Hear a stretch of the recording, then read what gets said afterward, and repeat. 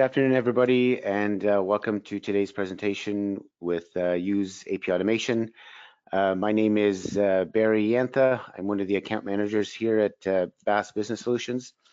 I've been with the organization now for probably close to 12 years, and I've been helping organizations automate their business processes through the concept of continuous improvement processes. I've learned that through my background with the working with black belts on the Six Sigma process.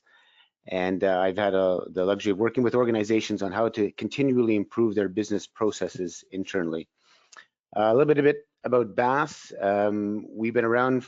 We've started our organization in 1988. We've been around for about 35 years. And we've been successfully providing financial accounting and business management software solutions to companies and organizations throughout North America and the Caribbean. We have about 5,000 customers that we service and support in North America and the Caribbean, for-profit, non-for-profit, large, small, we don't care, because at the end of the day at BAASS, we help growing organizations and companies reach their potential by enabling business transformation. And we do that through the alignment of people, processes, and technology. And that's a little bit about myself, and I'll let Jonathan take that over. Hey, Barry, thank you so much. I'm glad we got the memo for matching blue shirts today. Well, welcome everybody to the webinar. I'm excited to talk to you more and kind of what we've seen in the AP process. So my name's Jonathan Barnett. I'm a senior account executive here at Yooz. I've been at Yooz not as long as Barry, but I've been with the company for about 3+ years. And so in that time, in the 3+ years, I've helped anywhere from small organizations to large organizations streamline their processes in the AP space. Been able to help them out in numerous of different levels by just anywhere from workflow, creating visibility in the organization, lowering costs, a bunch of things. But a little background on Yooz. We're a spinoff from our sister company, ITESoft. It's ITE Soft. They're a world-class on-prem provider. They've been around for 35+ years. And at 35+ years, they developed a smart data extraction. So most of you probably never heard of smart data extraction. So imagine OCR, which a lot of you probably heard of, but on steroids. Okay, so they decided to put that technology in the cloud. And so Yooz was born in 2010. Since then, we've grown a lot. We have 2 offices, one in Europe, one here in Dallas, Texas. We process millions of documents a year. We integrate with well over 250 ERPs, Sage being one of our main products as well. But a lot of big ERPs we integrate with as well. So we've grown quite a bit here at Yooz, and excited to talk to you more about today's presentation. So what we're going to kind of expect from today, a quick little agenda, just top down. A few things I'm going to go over. Why is digital transformation so complicated? Okay, so that might be a big topic for some people. 4 key elements of change management for the digital transformation of the AP process.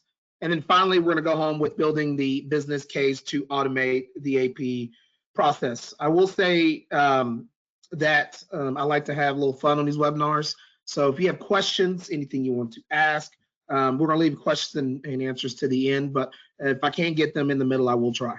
So without further ado, let's go ahead and kick it off to the next slide. So this slide, I love this. So why is digital transformation so complicated, right? So since COVID, digital transformation saw a sudden drastic increase, right? So in 2020, it was pointed out that those AP departments were already digitized, were up and running, and were able to adapt from the home, remote, hybrid working patterns much easier and a lot faster than other companies that I encountered here at Yooz. And so digital transformation is a unique to each company, right? There's no magic one size fits all solution, which you kind of wish there was sometimes, but there's not. There are as many digital transformations as there are companies, right? So a lot of different transformations, a lot of the different companies. Of course, a lot of them implement the same principles and use similar tools such as AI-powered smart data extraction, as I mentioned earlier, so aka OCR on steroids, Also machine learning and using big data, right? So, but depending on the sector, skills, goals, the specific solution needed for each organization can differ drastically. And the tools or technology used represent only one facet of digital transformation of the business process. It's kind of where we'll see here in just a second. So digital transformation is not solely about the technology. So prime example, two companies can implement the same technology, but produce very different results, right? So the digital transformation doesn't always equate to automation. Your AP process is largely about the process and the people that are involved, right? So people that are involved, I'm kind of touch on that a little bit more here in a second, and so I've seen that the goal of financial leaders is to digitize your AP department without leaving anyone behind, right? So just helping you with visibility, other things as well. But that means taking into account every member of your finance department when selecting and implementing a new digital tool for your business process. But hey, we're not trying to reinvent the wheel here. Let's make this very simple, right? So digital transformation is more of a mindset than just a project, right? So what I've seen kind of through the years I've been here with Yooz, the greatest failure in transformation in projects is thinking technology, right? Will be the answer to everybody's problems. Like, hey, let's get the technology. For most, it's easier to think a digital transformation as more of a mindset than just a project. Managing expectations and internal promotions on the front end will have a direct correlation to successful transitions into digitizing your AP. So people being one of the main ones. And let's jump to, I have a cool little slide that's here next. So this slide right here, it kind of talks about the success of digital transformation. The process is only 10% based on technology and tools, as we can see here on a little pie chart. But 40% is based on organization adaptation. And the big one, 50%, is on effective change management. So we see here that professionals' expertise and soft skills, which are non-technical skill related to how people work, right? Weighing heavily in a functional richness of a given technology solution, regardless of how well that solution may perform. So really cool stat right here on the slide. So on to the next one, we will see a great example from, I don't know if anyone here has heard of Five Guys, but let's take the example for them. It's a Yooz client who also has amazing French fries and hamburgers, by the way. A quote from Frederick Garreau, who's the finance director at Five Guys. He said to us that, for digital transformation to be successful, of course, technology specialists or those with technical expertise are needed, but the notion of skills must go beyond the mastery of the tool, right? And he also puts a quote up here. It's the human being who makes the digital transformation possible. So going back to what we spoke about before, he also speaks on, we recruit more on people skills and agility than technical expertise. So this portrays how people's skills are important to change and digital transformation. And I believe Barry had something to add to that as well. Barry, you there? Yeah, I'm here. The Five Guys hamburgers are phenomenal, by the way. It's very good. Are really.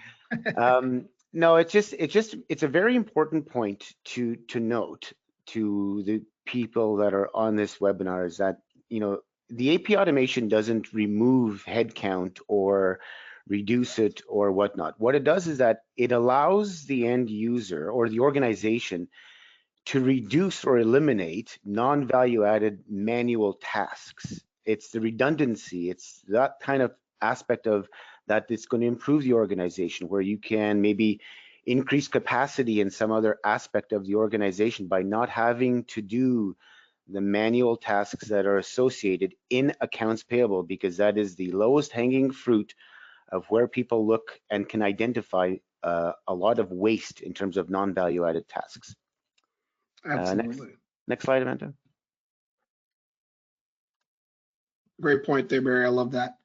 And thank you so much for throwing that in there. So what we've done here on these, the key elements of change management, we've broken it down to 4 elements for you to work into your change management plan to ensure that the successful of your digitizing of your AP process. So now you can take each step here that we see and apply them to digital transformation for any of your business processes. We've also seen that applying these steps, it helps reduce the risk of failure and facilitate a smooth change in the organization. Right. So the top left, we see to determine the challenges to be solved and the priority level. Next, below at the bottom left, we'll see start with change that is fast, visible, with immediate benefits. Next, we'll see inject digital transformation into the culture of your department. And last, at the bottom right, select solution, that is with your every step of the transformation. So great little thing there from the 4 key elements of change.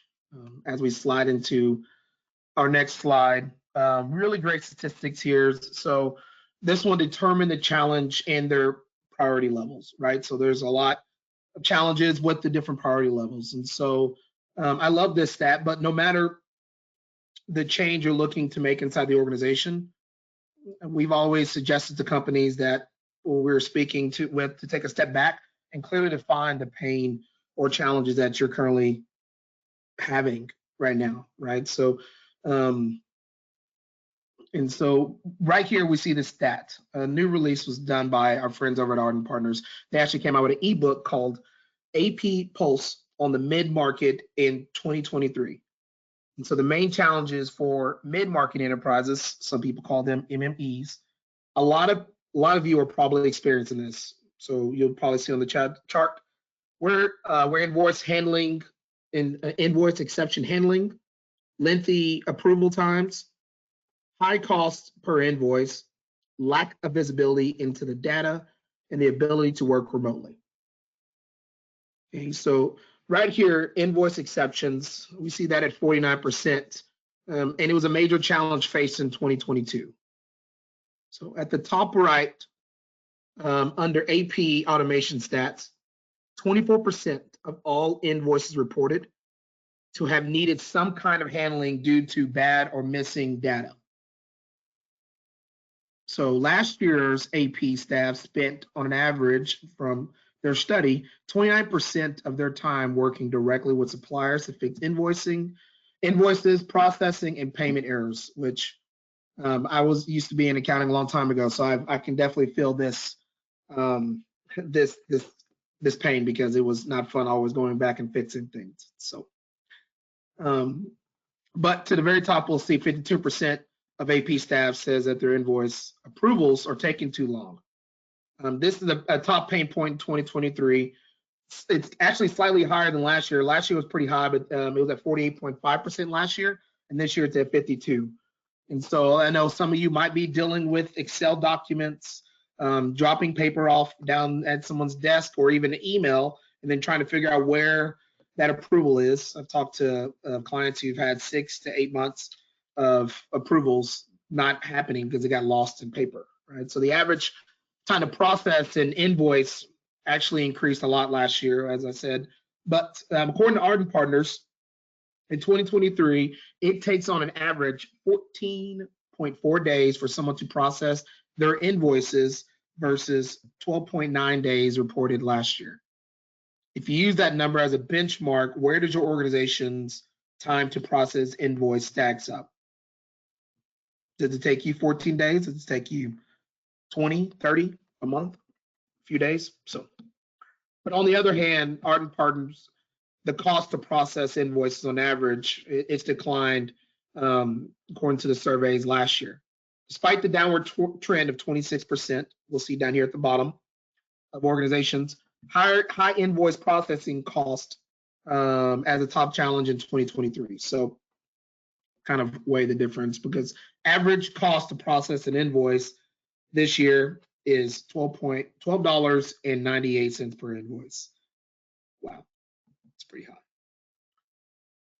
We'll see also on here the lack of visibility. So 31% of our business surveyed said a lack of visibility into the invoice and payment data is the top challenge, which has remained consistent from last year and all the other years that I've been here as well.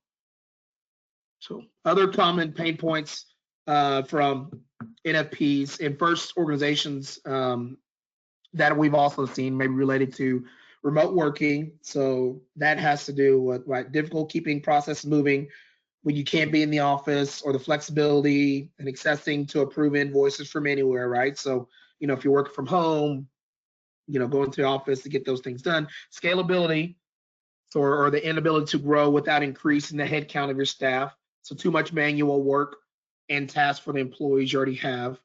Also, we've seen paperless. So for multi-location organizations, the amount of paper that has to be moved around from, month end to end, month end and reporting is high for manual AP process.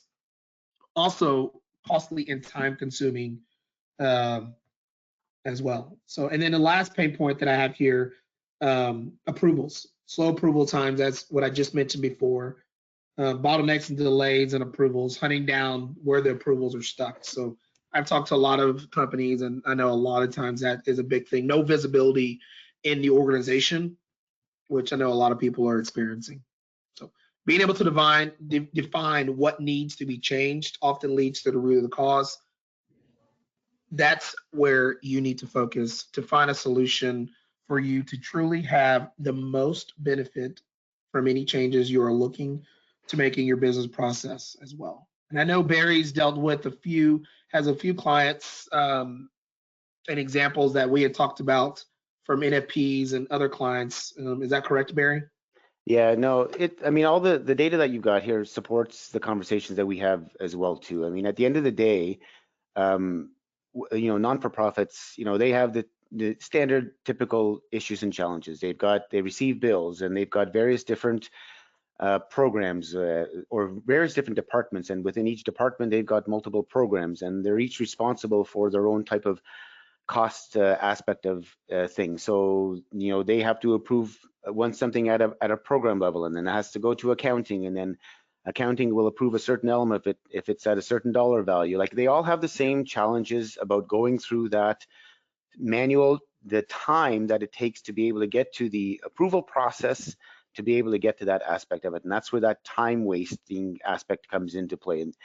And I had an example. I sat in on a call about a week and a half ago, 2 weeks ago, I guess. And I'll give you one example. It was a customer of ours that they documented. Actually, it wasn't very complex. They just went through a simple workflow, how they currently are doing things now. What happens when we receive a bill? How many do you get on a monthly basis? And then walk us through it in a very simplified way. And they identified, it's their numbers, not ours, but they identified 44 hours a week that they were wasting in chasing things down, trying to go through the approval process, manually keying stuff in. That's almost, what is that, 170, 180 hours in a month. And these are the kinds of things that you have to measure to be able to quantify a business case. Like, these are hard numbers that's cost that you could be recouping and reallocating that to something more value-added, task-related, as an example, Jonathan.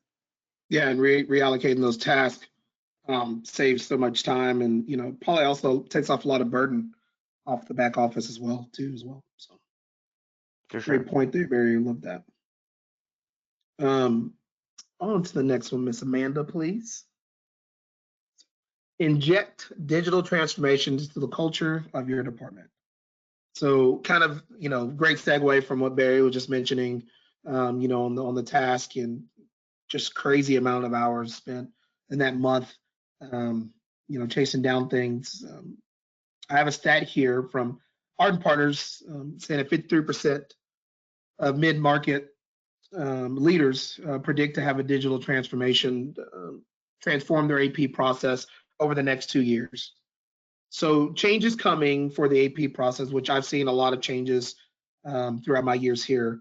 But digital transformation is it's not just about technology. Once again, it's about the people too as well. So if we take the quote from the Five Guys Finance person Frederick from a step earlier, it's not, so it's not only is it about humans being able to make digital transformations possible, but the digital transformations without human, it's just computer science. So you got to have the human people there to help with the process and moving things forward. The framework of digital transformation is to change practices and change behaviors, the way people work together, right? So just helping your jobs out, helping the jobs out around you, smoother, more visibility, right? And the people make the organization. I've seen it time over time, and so that's why a lot of successful businesses grow, in my opinion. And the only ones bringing the change are the ones who make the organization evolve by leaving old habits to develop new ones. And I know it's hard to develop new ones. I think we're all there on a lot of different things. So, but we recommend that you should not start to the digital transformation by only considering technology, but considering the human dimension on a priority basis, right? What are your people and how to kind of move everything forward, right? So when we talk about impacting the culture of your department or organization, this is not just a surface level change being made. It's all the way down to the core root of your department from there. So just a lot of things there. And then Barry, I don't know if you had anything you wanted to add on that piece. Just to like identify that what I've noticed significantly in the last probably year is the youth that are coming into these departments, and they're used to a different animal here. I mean, I'm going to use an example of what my daughter did about 6 years ago. She was had to do an English assignment, and she was in what, grade 7, grade 8, I guess. And she was on her phone, lying down on the couch and plugging away, and I thought she was playing on a game of sort, but she was actually doing her English assignment, and she was saving it to the cloud. And when I asked her, I said, "You're supposed to be doing your assignment." She says, "I am, Dad." So she had uploaded the first part to her teacher. She says, "I've already verified that the teacher's received it. She's marking it. I'll know what the first part is by the end of the day, and I'm just finishing off the second one, and I'll do it." And this was when she was in grade 7. So then you just think about how the younger generation are looking at manual processes and things that I guess old school ways of doing things have happened. And that just doesn't happen with the new people that are coming into organizations now. They can see inefficiencies in manual processes. I've worked with one customer that we're implementing Sage Intacct with right now, and they can see the benefit of the digitization and that digital transformation, I guess, in the automation aspect of it. And it's important because they're not going to want to hang around if they're going to have to deal with these types of things. You got to think about retention of people and attracting people into this role, because like I said, the role, is identified as, it's manual keying in of information, and it's redundant and what have you. You need to automate levels of that for the next level, for the next generation of people, I guess. Yeah, and speaking on that, do you see retention being a problem for some of your clients as well, for that are stuck in an older? I do, because everybody, because you think about it, right? So you got somebody that's older, maybe in the late 50s, 60s, that have been doing this for the last 15, 20 years, and you know what? That's probably the majority of people. And I want to retire. Who are they going to be replaced with? Not somebody in equal to that. They're going to be looking at putting out an ad and trying to get somebody in to replace that, and that's going to be somebody that's probably on the maybe younger generation, and these are the things that they're going to be expecting. So that's what we see now. That's what we see now in the conversations that we're having with some of the organizations now. We just are. Yeah, I just had a client come on to Yooz, and the lady had been there for I think 20 years or 18 years, and she just retired. And then they brought in a whole new, whole different person, and so they want to change the process because of the person was like, "Hey, I've been here and I need to digitize more. I can't do the paper or I'm going to leave." Yep, exactly. And so it was a huge demand, and so when I talked to him, it was just worked out. But great example. Thanks, Barry. It's good information. Let's jump over to our next slide here. So it start with the change fast, visible, and with immediate benefits, right? So that's kind of everybody's happy in this picture, but the third principle is that it's wise to take on projects that allow rapid deployment while generating strong visibility and immediate benefits, and also driving behaviors and practices forward, right?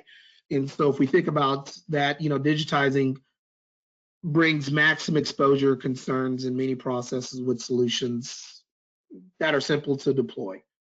User satisfaction rises thanks to the elimination of the time, so consuming tasks, coupled with better understanding of daily gains as well. So change is better and accepted more quickly with this approach, as it reduces worry and presents transformation in a positive light, right? So while they're happy, so I guess we're saying goodbye to time-consuming and discouraging tasks, but they've also encouraged colleagues to step safely outside of their comfort zone, which is nice. So gaining stakeholders, a little tip that I have. So gaining stakeholders in a buy-in and pivot them to advocate for change is always nice. So you can make a change in an organization, which I've seen hundreds of times, and keep your same processes, but give you more visibility, make everything a lot more easier, and then lower in costs in other ways too as well. So if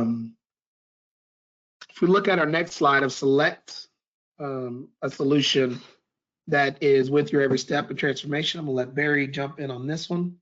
Yeah, I think, thanks, Jonathan. I think it's really important for organizations. You have your organization and what it does, whether your programs are designed for marginalized populations, social service programs, whatever it is. You have your mission and identified goals and what you do. What you want to do now is identify through a small business process review just how exactly, as I identified in one of the previous examples earlier, is just walk through, document it. What happens when you receive an invoice? Who has to touch it? Who receives it? Who has to touch it? Where does it go? And get a sense of like the commitment and the time that it takes, because you probably don't identify that as a problem or a challenge because you're just used to doing it. This is how we've always done it, Barry. It's like, yes, but these are the things that can be automated. And then it's very important that you try and quantify it with a number so that you can measure it. That we think, okay, it's very simple. It's the number of invoices that you do on a monthly basis. And what do you think the time it is to process and go through this aspect of capturing the invoice, going through your typical process that you do now, and then trying to understand through the return on time, we call it now, not return on investment, what those opportunities for improvement could look like. And then, as I said, the one identified that there was 44 hours in a week that they've identified as wasteful time that could be better allocated to the other parts of the organization. And this is exactly what we try and put forward to other organizations, that these non-value added tasks that can be automated with AP automation is what should be looked at, because you can build a business case very strongly for that kind of stuff. And I've got one customer, I don't know if there's anybody on the line that's part of a First Nations group, but I know the government, it doesn't matter whether it's Yooz or it doesn't matter if it's Sage or anything.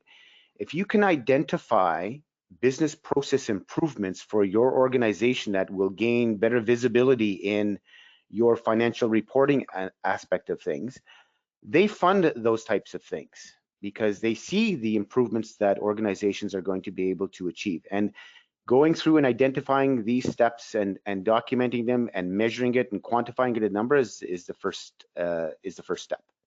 I'll leave that next to you, Jonathan.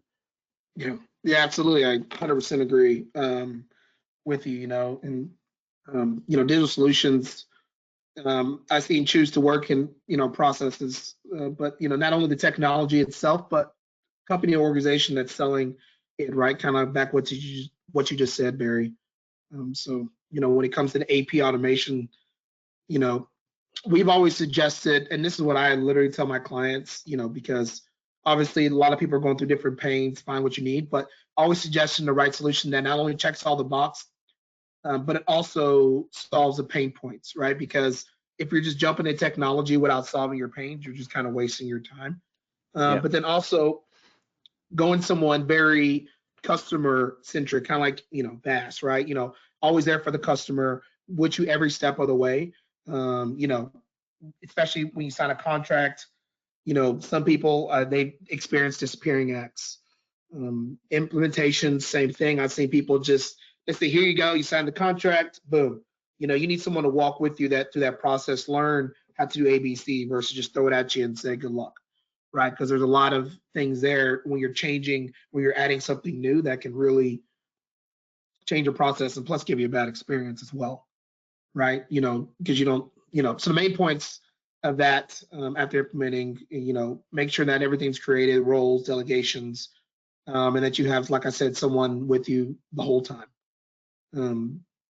These are kind of the key points that I have for getting up and running, as well as training and onboarding as well. And then what does post-implementation look like? Do you have a dedicated support specialist? Do you have someone there to help you when you need it? Is there a chat? Is there a phone number? Is there a direct email? Is there a contact? So, those are just a few things for me. But I have a quote from one of our, she's a controller at Go Auto. Her name's Sherry Wang, and she told us that they were very fortunate to have readily available support from Yooz. The dedicated support team was integral in a smooth and seamless conversion process. So together with our internal team and executive leadership, we had all the pistons firing in the same direction, which was why we were able to roll out Yooz to our group with such success. And Go Auto is not a small organization, so I'm glad Sherry was able to give us that quote for today, just because of how they're fairly large organizations. So small or big, we worked with them all, and it's always good to kind of help the process and walk you through everything, especially changing. So let's see, I think on to the next slide, there is some customer quotes we have here. I know I haven't said this yet, but if anyone on the line has any questions that you would like to ask for Barry or myself, or maybe get answered later, please throw them in the chat. We'd love to talk to you or try to answer those questions from you. But we have some quotes here from, everything transparent, all the invoices and all the paperworks are all there and ready, available. Really what is important to us, like I said, is to be a good steward of the funds that we have. And in our audits this year were smooth, and nobody likes a bad audit because audits are just a big pain, which we've gone through. So love to wait for any questions that come through. I know there's a few on my side I can probably see. Let's see. We did just have a question come through, Jonathan, actually. I had a user ask, how long does implementation typically take? Thanks. It depends. So I've seen we make it pretty simple. We can go as fast or as slow as you would like, but typically it's 1 hour training a week or 1 hour calls a week. It's a kickoff call, and depending on the organization, 3 to 6 to 8 weeks, just depending, but it's fairly quick. But if you want to go longer, I've had some people that want to go longer, so it's kind of hit or miss. But I would say 4 to 6 weeks, actually, somewhere around there. Thanks, Amanda. No Any problem. other questions you can see on your side? Yeah, I have one more here. Can AP automation integration, can AP Automate integrate with our existing accounting software? And how does this impact my workflow? A great question. Yes, so we integrate with over 250 ERPs, depending on what your ERP is, but we integrate, as long as they accept the file, we can integrate with them. And your workflow, so that's kind of a loaded question, but how does it impact your workflow? More visibility, more control on where it goes from the start when it comes inside of Yooz. to all the way through. And also, I never mentioned, but Yooz, we don't have templates, and we don't outsource. Everything's read by our smart data extraction within 30 seconds. And so it's right there. It memorizes coding. From there, you can have your own process and workflow. But the visibility is big for the impact of workflow. Plus, there's a lot more you can do with that if you want to put late notifications, escalations on an invoice after so many days. Really up to you. Especially what I've seen a lot of people with delayed times of getting those approval. Kind of back to what Barry mentioned. You can add those inside of our platform, and it will help streamline a lot. Pull those reports, see what's late, what's still outstanding, chat with people. So, great question. Great. Thank you for that. One more question here. We've already added new digital elements to our AP process, but we're not seeing the positive impacts you mentioned in this webinar. What would be your recommendation? That's a great question. Let's see. Let's think about that. So I know a lot of times digital element doesn't also mean automation, right? So I know some clients that I speak with might say we digitize stuff, but all they did was maybe add an AP email box that you can send and forward stuff to.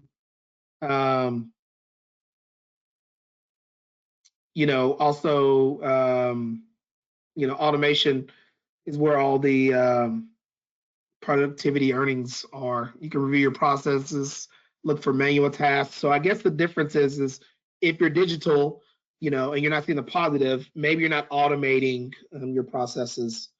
They might want to look into that piece a little bit more from what I can remember. So what I can think of right now, my recommendation would maybe look at more of automation versus just digital. I know also digital transformation is still possible if I can get the buy-in of the AP staff beforehand. Yeah, it's possible. So I also got this too as well earlier about changing ERPs. So if you're in the process of making a change ERP, you're always welcome to make the change to whatever product you do. But Yooz will guide you throughout the whole process. And then whenever you're ready to make the change, you'll reach out to your account executive or to your implementation specialist or your direct customer support. Say, hey, I'm making a change over to, we'll say, Intact. What process, what steps I need to do, and then they'll ask some questions. When are you going live, et cetera, and then they'll make the smooth transition from there.